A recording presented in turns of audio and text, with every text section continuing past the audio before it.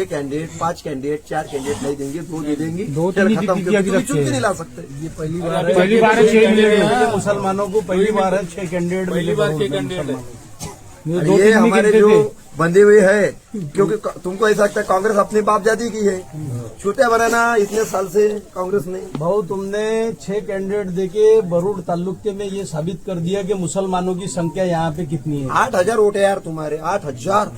क्या नहीं कर सकते तुम? दलित और मुस्लिम दोनों भी मिल गए ना तो हमारा सुपड़ा साफ कर देते तुम।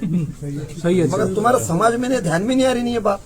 ये डिवाइडेशन के गड़बड़ में, ये भानगढ़ में ख्याल में नहीं आ रहा।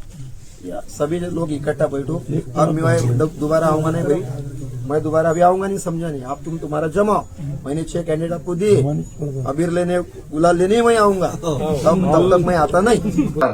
नगर परिषदच्या निवडणुकीच्या अनुषंगानं काल मी सल्पेनगरमध्ये काही मुस्लिम बांधवांशी चर्चा करत होतो, आणि त्या चर्चेमध्ये त्यांनी मुद्दा मांडला की आम्ही मुस्लिम संख्या या वरुड मोर्शी शहरामध्ये, विशेष करून वरुड तालुक्या वरुड शहरामध्ये 8,000पेक्षा जास्त लोकसंख्या आहे, आणि निधी आम्हाला मिळत नाही, आम्हाला प्रतिनिधित्व मिळत नाही। आज 8,000 जर लोक असेल तर किमान 4 ते 5 प्रतिनिधी आमचे असले पाहिजे।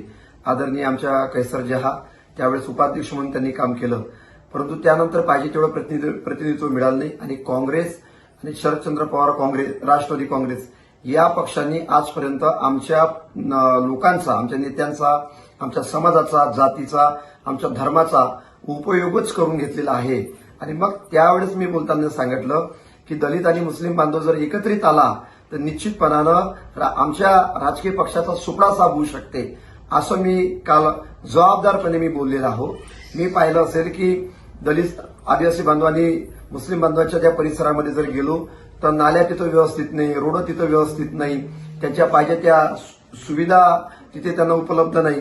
पण हे फार दुर्दैव आहे, म्हणजे या देशातले ते नागरिक आहे, संविधानानं पूर्ण अधिकार त्यांना दिलेला आहे, असं असताना त्यांना जाणीवपूर्वक सगळ्या सोयीसुविधेपासून वंचित ठेवणे, आणि मग काँग्रेस म्हणजे मुस्लिम बांधव, काँग्रेस म्हणजे दलित बांधव, हे जे गणित आहे, जे समीकरण आहे, कुठंतरी संपुष्टात आलं पाहिजे। आजपर्यंत काँग्रेसने मुस्लिमांचा उपयोगच करून घेतलेला आहे, पाहिजे त्या मूलभूत गरजा आणि सुविधा त्यांना उपलब्ध गेल्या 75 वर्षाच्या कालखंडामध्ये करून देऊ शकले नाही।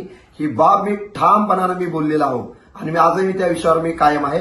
मी हिंदू विरोधी, इस्लाम विरोधी अजिबात नाही, उलट आमचे विद्यमान आमदार चंदूभाऊ यावलकर यांनी जे जय श्रीरामच्या नावावर निवडून आले, धर्माच्या नावावर निवडून आले, यांनी 2 ठिकाणच्या राम मंदिराचा निधी रद्द केला, मी निधी उपलब्ध करून दिला, आणि आमदार महोदयांनी तो निधी रद्द केला।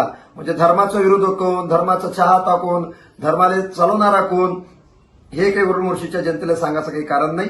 परंतु निवडणूक असली की काही पत्रकार बांधव त्यांना खमंग बातम्या पाहिजे असते, आणि निवडणूक असली म्हणजे काही भारतीय जनता पार्टीचे अंडभक्त यांना सुद्धा काही मुद्द्याची गरज असते, त्यामुळे ते मुद्दे शोधत असते। मी माझ्या विषयावर ठाम आहे।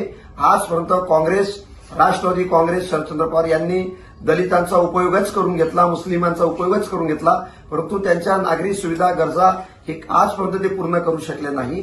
पर्यायानं आम्ही आदरणीय अजित पवार साहेबांच्या नेतृत्वामध्ये महाराष्ट्रामध्ये जे अभियान आम्ही चालवलं, जे फुले शाहू आंबेडकर विचारधारा आम्ही घेऊन चाललेला आहोत, ते विचारधारा शेवटला घटकापर्यंत नेण्याचं काम, पवित्र काम, संविधानाचं मूल्य जपण्याचं काम भविष्यामध्ये आम्ही करणार आहोत, आणि ते प्रामाणिकपणाने आम्ही करत आहोत।